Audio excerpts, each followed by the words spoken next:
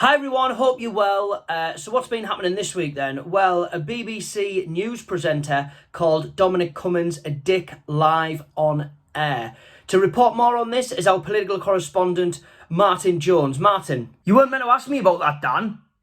You were meant to ask me about all those monkeys that escaped from the lab and nicked all the blood test samples and attacked the lab assistant and all that. Well, if that's what you researched, then let's talk about that then. Oh, you should have seen it, Dan. It was absolutely mental. All of these monkeys broke out of the cages, right? They all attacked the lab assistant and they took all these blood samples for COVID-19. I mean, if that was me, I wouldn't have took a COVID sample. I would have nicked a Bunsen burner. I loved them when I was at school. Remember that? When you were a kid, you used to turn the gas taps on all the time. You couldn't wait for them. Tss, tss, tss. Okay, thanks a lot, Mark. Well, let me finish the story then. All right, then go on. Well, they found the monkeys, right? One of them was up at sea, and they recovered the samples, all undamaged. I tell you what, mate, it was absolutely mental. Thanks, Martin. Bet people can sleep now. Oh, don't get the ump with me, Dan, just because I didn't want to report about someone calling Dominic Cummings a dick. I tell you why that happened, right? If you must know, right? Me and a couple of newsreaders and journalists and that. Well, I tell you what we do, right? We generally have a Zoom meeting, right? We have a Zoom meeting, we have a couple of beers and we have a session, right? And I said to her, I bet you 50 quid you daren't call Dominic Cummings a dick live on air.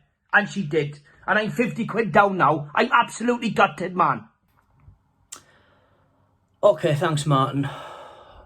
Okay, let's move over now to showbiz news, and to tell us more about RuPaul's Drag Race winners, here is our Hollywood correspondent, Harvey Dominique. Harvey.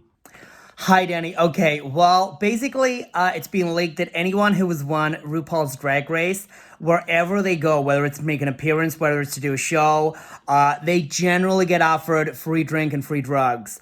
And I've got to say, I can vouch for that because I've been to these events, I've been to these parties, and if I'm perfectly honest with you, what I love about it is the fact that every time a RuPaul's Drag Race winner has been offered these things, they have been so generous and they've shared it out. And every party I've been to has been, like, amazing.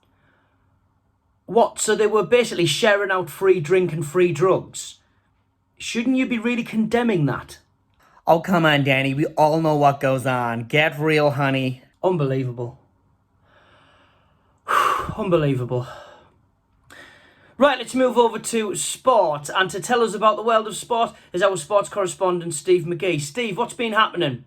To be honest, Danny, I don't really know what's going on with the world of sport at the moment. I mean, obviously everybody is very unsettled. They don't know what's going on. I mean, I spoke to my Sunday League side manager the other day, and I said to him, when are we going to be playing again? And he said he doesn't know. And it's quite devastating, really. I mean, I used to love those days when I'd see guys waking up with a stinking hangover, you know, and then eventually they'd be on the field an hour later getting into a 50-50 tackle with some obese defender, and you don't know whether he's going to break his leg or not. You know what I mean? It's really, really sad times, Danny. Well, to be honest, Steve, I think football is coming back. I think it's coming back on the 17th of June. I mean, it says here that, Man City are going to be playing Arsenal and Aston Villa are going to be playing Sheffield United. Is that right, Danny? Oh, that's amazing, man. I can't wait for that. Right, weather. What's happening with the weather? Darren Aird. Sunny again. Cheers, mate. Hey, nice one, Darren, lad. Hey, I knew you'd be on a sesh when the weather's like this, man. I can't wait. I'll be hammered by 2 o'clock today, me. Martin, I've told you before about this. Honestly, I'll see you all next time.